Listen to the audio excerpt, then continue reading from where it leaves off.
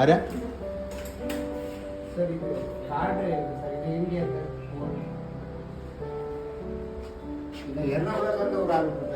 എറണാകുളത്ത് എതുക്ക് ஊருக்கு ஏதோ ஒரு ஹெல்ப் செய்வாங்க. அதெல்லாம் சார் இங்க வாங்க.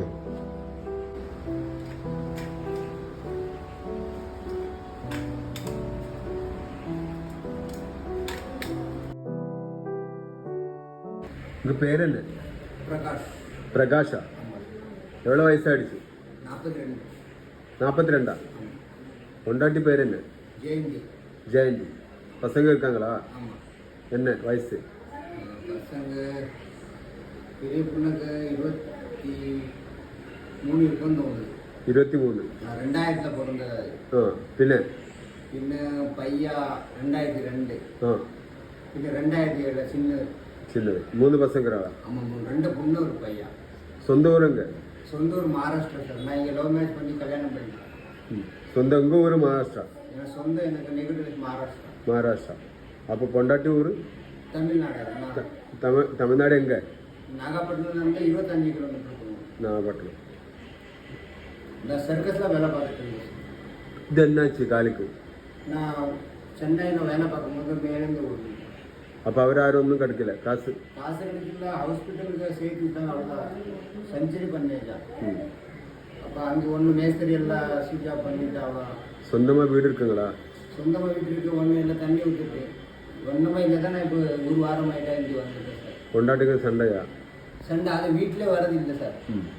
அவர் அங்கே சமைச்சிட்டு அங்கேயே இருக்குது. ஐத புதுசாக கூட வீட்டுக்கு வரல. பசங்க பையா வீட்டில் இல்லை. பெரிய பொண்ணு தான் கல்யாணம் ஆகிட்டு அங்கே இருக்கு. சின்ன பொண்ணு சென்னையில் படிக்கிற ஊரால் அதுவும் போச்சு. அப்போ நான் மிளகாத்தூளுக்குள்ள குழம்பு வைக்கிறதே இல்லை. அப்போ எவ்வளோ நாளாச்சு வீண்டு? விழுந்துட்டு 14 மாதம். ஆகஸ்ட் போன வருஷம் ஆகஸ்ட் 17ஆம் தேதி விழுந்து. வீடு எங்கே தான் காமிச்சேன்? ராயப்பேட்டா சென்னை. சென்னை. அவிடுந்தும் எங்கே தான் வந்த? 2 மாதம் அப்புறம் டிஸ்சார்ஜ் ஆகிட்டு நேரம் ஊருக்கு. ஊரில் தான் இருந்தேன். நாகப்பட்டினம். ஆமாம், நாகப்பட்டினம். அவிடுந்து இங்கே எங்கே கிளம்பி வந்தேன்? அங்கேருந்து மறுபடி பாண்டிச்சேரி ஹாஸ்பிட்டல் காமிச்சேன் ஸ்பான்சர் மூலமா. ஓகே. மறுபடியும் வீட்டுக்கு சாப்பாடுக்கு வழி இல்லை. யார் காசை கொடுக்க மாட்டாங்க. நான் கஞ்சி வச்சு குடிச்சிட்டு சரி நான் லாட்ரி கடையில் ஏதாச்சும் கடையில் கோழிக்கோட்டை எங்கேயாச்சும் போயிட்டு கேரளா போனால் ஏதாச்சும் கிடைக்கும் அப்படின்னு அதுக்காக வந்தேன். அப்போ இந்த மாதிரி காசு கேட்டும் போது ஒருத்தர் எனக்கு எறணாகுளத்தில் ஒரு கார்டு கொடுத்தாங்க. இந்த மாதிரி கோழிக்கோட்டு போவோம், அந்த இக்கா இருக்காங்க, உனக்கு ஊருக்கு அனுப்பிட்டு ஏதாச்சும் சகாயம் செஞ்சு ஏதோ வீட்டுக்கு அனுப்பிடுவாங்க ஹாஸ்பிட்டல் காமிச்சு சொன்னால இங்கே வாங்க. ஊருக்கு அனுப்பிட்டு அவிடுந்து என்ன பண்ணுவேன்? அங்கே போயிட்டு சார் ஏதாச்சும் அது வேளாண்மை போயிட்டு ஏதாச்சும் வியாபாரம் ஏதாச்சும் கடலா வியாபாரம் ஏதாச்சும் காசு வேணுமே. அதை ஏன்னா ஒன்றும் சார் இல்லை. அது 300 ரூபா 250 ரூபா பலூன் பாக்கெட் வரும் சார். ஒரு 100 ரூபா 150 குச்சி எல்லாம் வரும். ஒரு நாள் பார்த்தீங்கன்னா சாப்பாடு செலவுக்கு எனக்கு காய்கறி வாங்குறது வேற ஒன்றும் வேண்டாம். அரிசி எனக்கு ராஷன் கடை தான் கொடுப்பாங்க. எனக்கு 35 கிலோ கொடுப்பாங்க. 35 நான் வாங்க மாட்டேன். 10 கிலோ வாங்கினா எனக்கு ஒரு மாதம் வரும். கேஸ் இல்லைன்னா இப்போ அடுப்பு பற்றி தான் சமைச்சிட்டு இருக்கேன்.